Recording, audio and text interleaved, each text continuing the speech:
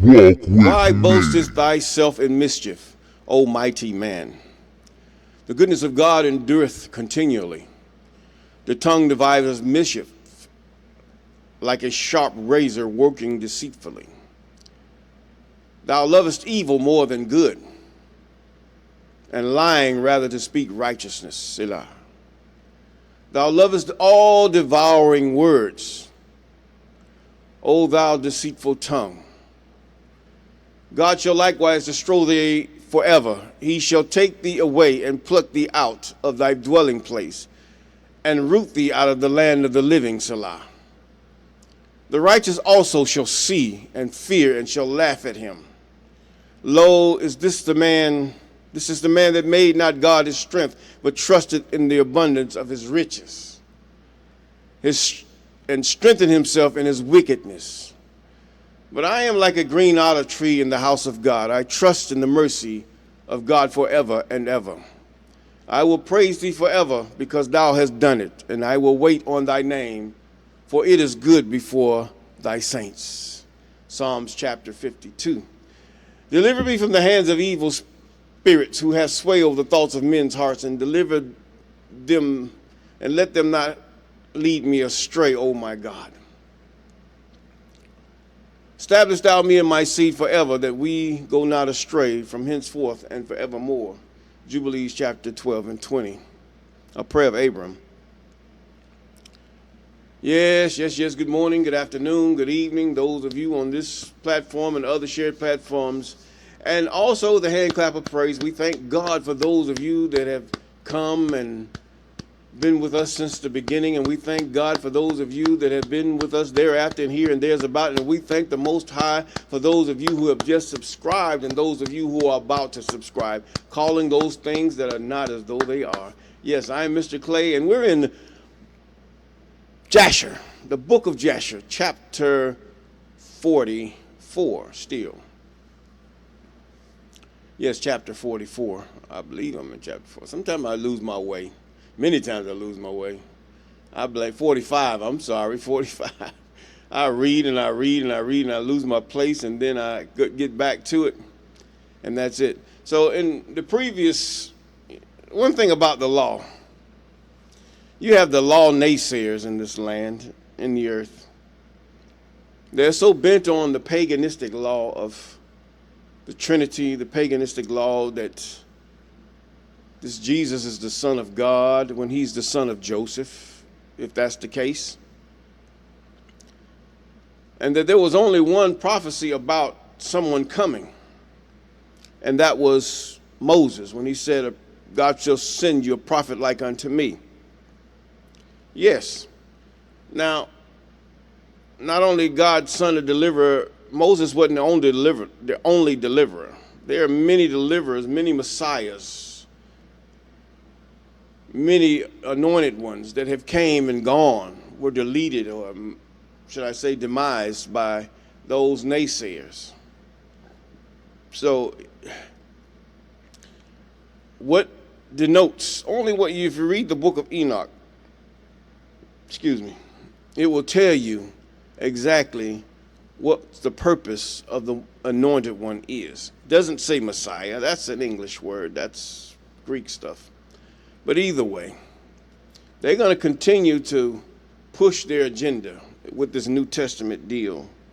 Using the New Testament uses Old Testament and just repackages it and give it back to you, just like they did the religion, the way those that have came from Jerusalem and were scattered all over the place, and some kept the traditions of Judah or of the law, and they began to practice them. And you see pockets of it all throughout Africa, even in the Americas. You see pockets of it.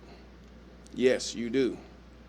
Now, what caused God to send the colonizer, and why was the colonizer chosen? That's a story for other days. But we're going to answer that question eventually. But as we go and as we read through this, and those of you who follow me daily, you're going to find out eventually we're going to reach that point, and I'm going to point back and I'm going to point forward. I'm going to show you, why did God use these people? Now, we're in the 45th chapter of the book of Jasher. And we ended with the 24th verse. Now, Ir was given a wife by his father, Judah. And she was the daughter of Elam, the son of Shem. She was a daughter of Tamar. And Ir, he didn't want to give her any babies, so they didn't have prophylactics at that time, so he released himself otherwise. Now in verse 25, and it was after the death of Ir, Judah's firstborn, that Judah said unto Onan, Go to thy brother's wife and marry her as the next of kin, and raise up seed unto thy brother. And Onan took Tamar for a wife, and he came to her, and Onan did like unto the work of his brother, and his work was evil in the sight of the I Am. He slew him also. Number one, he disobeyed his father, just like Ir did. Not only his father, but his father's father, because they gave Tamar to them. They had sinned against the Most High and dishonored their parents. That's one. Oh yeah, and those of you who talk about the fruit, Adam and Eve and all that, to get off the subject a little bit. Listen, the forbidden fruit was not really the sin. The sin was the disobedience. The fruit was there as an enticer. These things were, you have to realize, ever since man's creation, even Adam, he was accused before the Satans. And he's continually be accused today. This is why you're tested. The Satan's come and accuse you. When you start to turn from evil and do those things that are right, Satan will accuse you before the Most High if he can get to the Most High, especially if you are a very righteous person. He will do these things. And God will set things in your way. He'll allow these Satans to tempt you. These are the tempters. Yes, not just one tempter. There are many tempters. There's no lust spirit. There's no lying spirit. A man is drawn. Now, this is true, and we can tell that just by the doings of the Old Testament. First, lust has to be created. You have to see the benefit that you will get from lying. You have to see the benefit that you could get from adultery. You got to see the benefit that you would get from even deleting a person. Although it appears that you will benefit, but yet it's going to be to the point, now you're going to benefit because maybe it saves you from being deleted yourself or something like that. But as far as the evil, the malice, jealousy, you got to see the benefit in doing this. A man is drawn of his own lust, his desire. Just like here in the book of Jasher, where the wife of Potiphar, she can only see the benefit that if she would be fulfilled if Joseph would possess her. And such a beautiful boy that she saw. She had bragging rights with her girlfriends and all these other things, that she had a young'un. So therefore, when a man is drawn of his lust and enticed, when lust is conceived, it brings forth sin. This sin, you've already transgressed God in the heart. That doesn't mean it's unto death. But when you actually do the act, sin is finished, and it brings forth death. That's right. That's what it does. Now, these are transgressions against the law. So if the law is not so, then your salvation, your belief, your whole thing, everything about you is in vain, Christian. If the law is not so and it's gone, and you have to remember also, after every captivity, the children of Jacob only sacrificed after they were released from captivity, or they were allowed to go into their land. You're still in captivity, Judah. You do your sacrifices and your feast days and everything at the convenience of the colonizers, of the heathen, because it has been given over to the evil. the merchants who have you work, the producers have you work 24/7, and all these other things, and the laws that only gives you, that says this is what you're going to do. You only get Saturday and Sunday off. That's it. You can't go by the new moons because that interferes with your work day. And if you interfere with your work day, you're going to starve because you're going to get fired. Let's call a buck a buck. All right, let's get into this thing again. And when Onan died, in verse 27, Judah said to Tamar, remain in thy father's house until my son Shiloh, remember that word, shall have grown up. And Judah did no more delight in Tamar to give her unto Shiloh. He didn't want to do it because he didn't want his son to die. For he said, peradventure, or perhaps he will, that's an old English word, peradventure, it doesn't even matter, but perhaps he will also die like his brothers. And Tamar rose up and went and remained in her father's house, and Tamar was in her father's house for some time. And at the revolution of the year, Aliath, wife of Judah, died, and Judah was comforted for his wife. And after the death of Aliath, Judah went up with his friend Hira to Timnah to shear their sheep. And Tamar heard that Judah had gone up to Timnah to shear the sheep, and that Shiloh was grown up, and Judah did not delight in her. So this is what happened. 31. And Tamar rose up and put off the garments of her widowhood. She put a veil upon her, and she entirely covered herself, and she went and sat in the public thoroughfare, which is upon the road of Timnah. Now, this is very deceptive. And Judah passed, and Judah, he done lost his wife. He ain't had no woman since his wife died, and now here's Tamar. And Judah passed and saw her and looked, whoa, woo, I got to have it. So what happened? He saw her and he took her and he came to her, and she conceived by him. And at the time of being delivered, behold, there were twins. Now, you have to realize the story goes in a little bit. This is why you have the 4 books of the, should I say, the beginnings: Genesis, Jubilees, Jasher, and the book of Enoch, and not in that order. And they give detail. Each one of them have a certain detail that they give.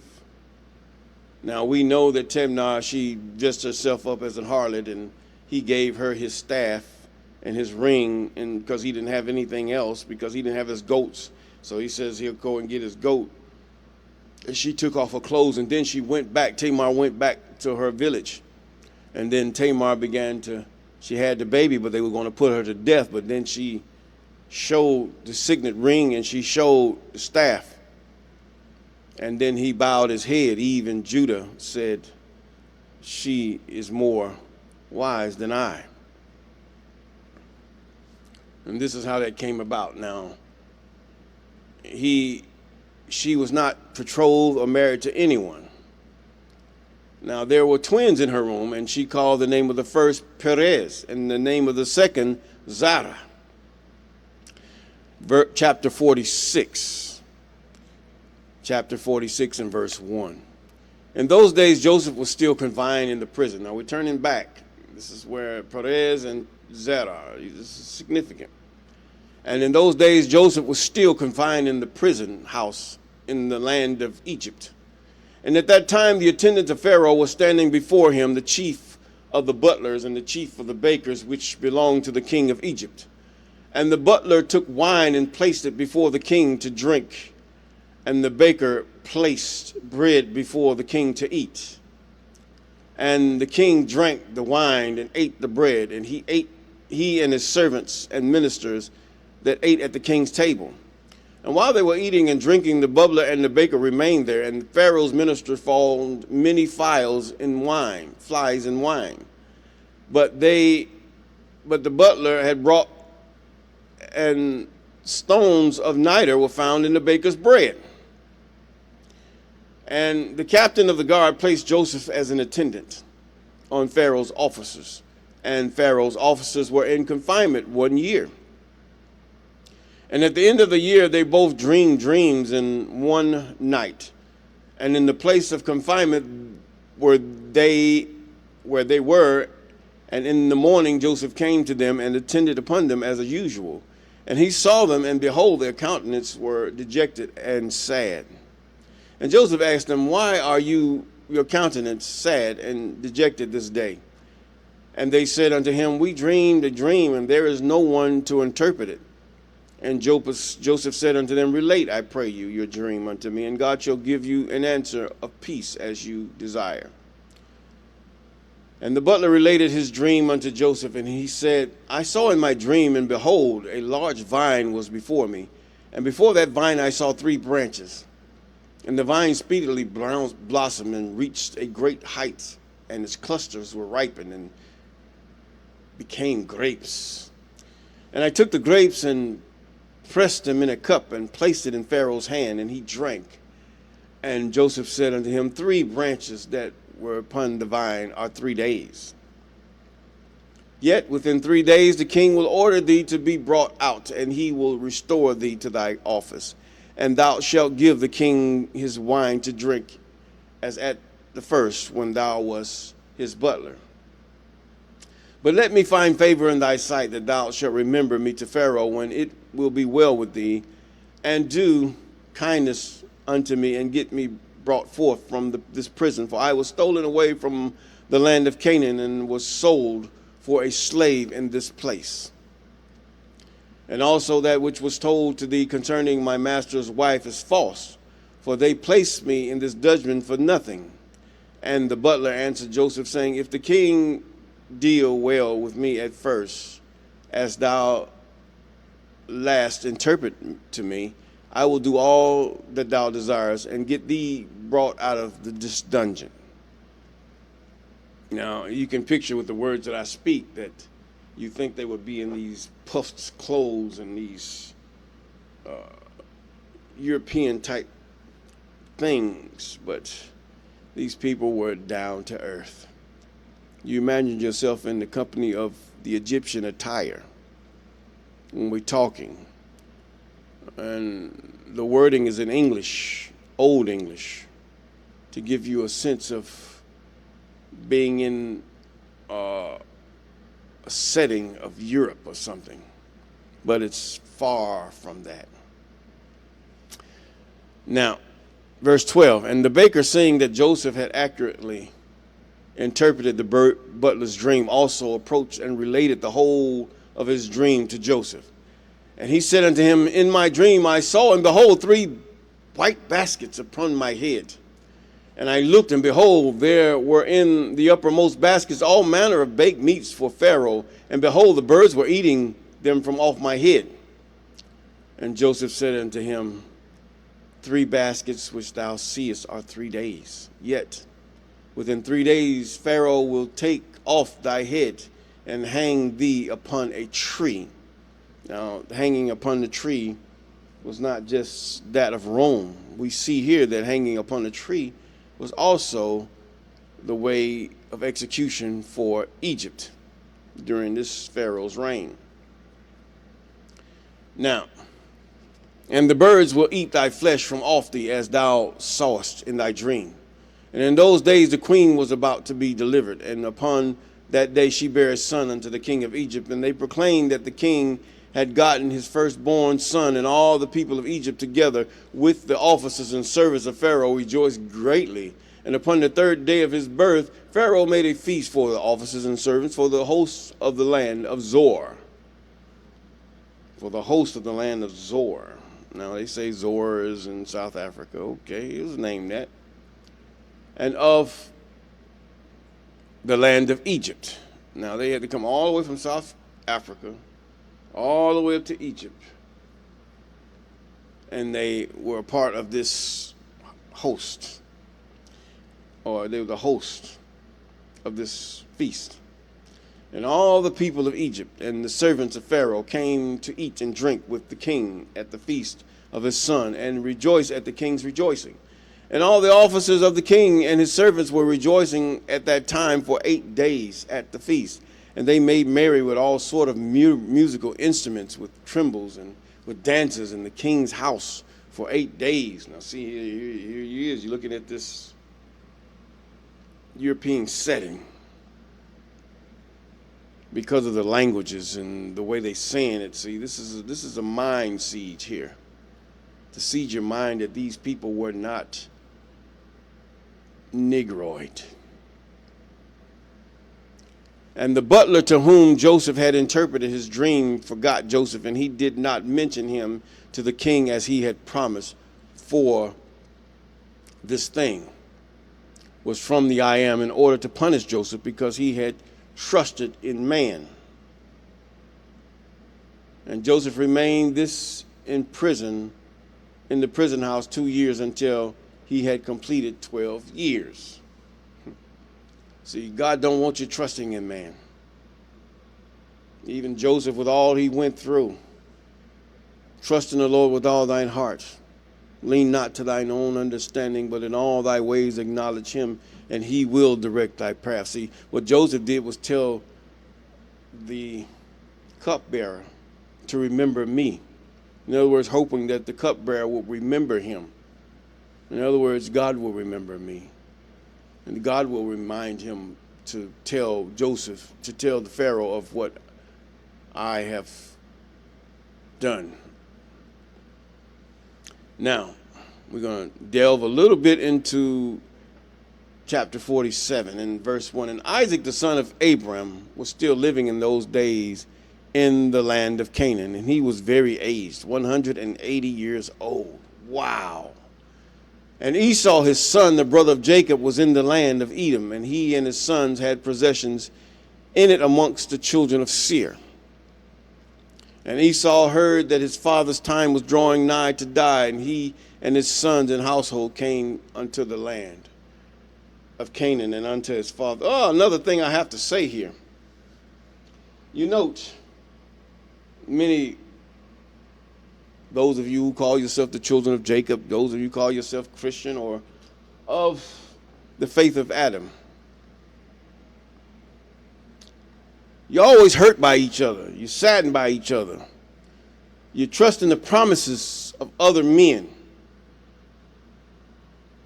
Note that God was wroth with Joseph because he depended on men.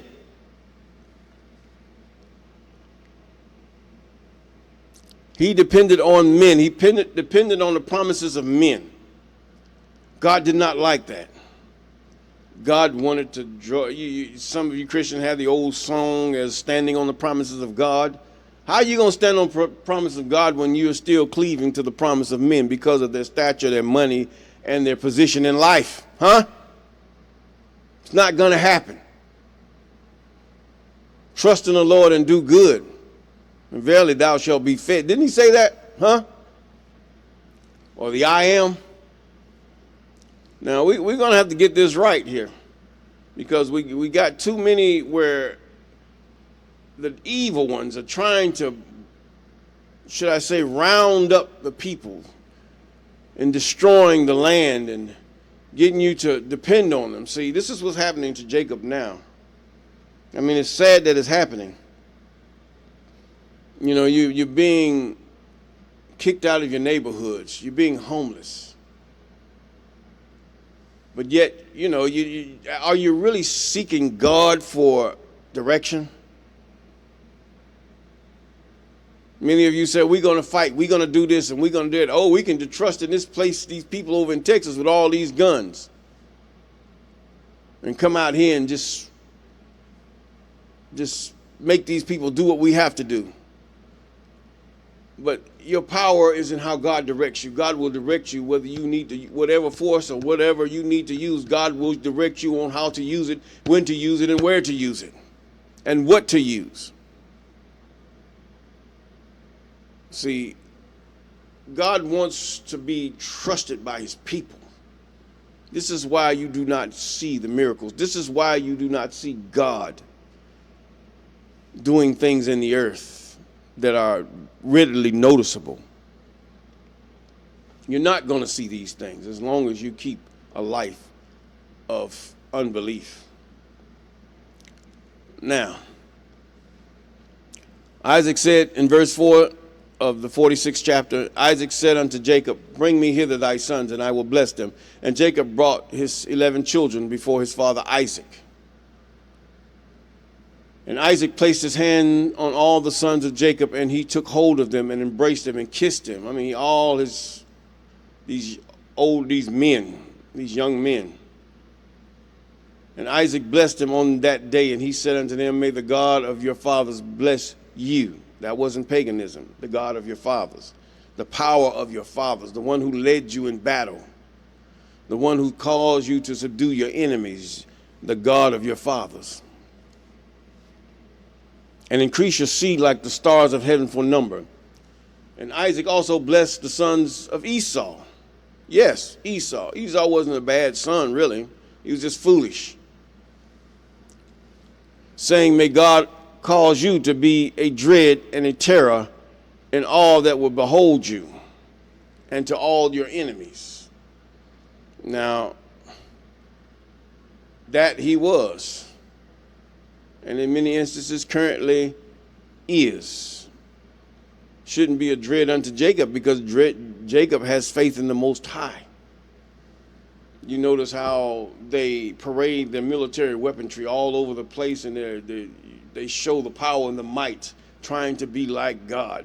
But yet this is just a man in a pocket of steel that shoots projectiles that explode. If you can just look at it that. Now think about God. All God have to do is say dust, and that's it. It's dust. The whole plane falls back to iron ore, all the way back to its original base materials, plastic, petroleum, everything, even the man, to dust. See, we have to see God, and this is what God wants you to do in these last days, is see him. This is the end. Esau. Esau is in most of these countries, and right now God is doing a work. Many don't see what God is doing. All they see is the weaponry. They see the deceptions and all the deceased of the land, and leaders being eradicated and all this stuff. And how is this happening? It's not happening by major weaponry. It's happening by deceit that would cause you to fear. And Isaac blessed Esau. And Isaac called Jacob and his sons, and they all came and sat before Isaac. And Isaac said unto Jacob, the I am God of the whole earth said unto me, unto thy seed will I give this land for inheritance. That's from where? That's from the Euphrates all the way to the river of Nile, or the brook of Egypt. And how far does the Euphrates go? It's almost down to Djibouti. In these days, they are called, this land has been colonized. God has given it over to the heathens, Saudi Arabia, and all these Arabians, or whatever you call it. They're there. But that is the land of Israel. That's what God had given them. Now, this land for inheritance, if thy children keep my statutes. See, that was the stipulation. God doesn't have unconditional love like some of you that have deceived yourselves to have. If I will love you, if you do not commit adultery on me, or idolatry. Come on here. Now, if thy children keep my statutes and my ways, and I will perform unto them the oath which I swore unto thy father Abram.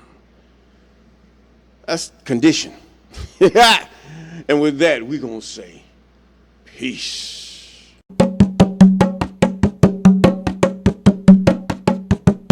Walk with me.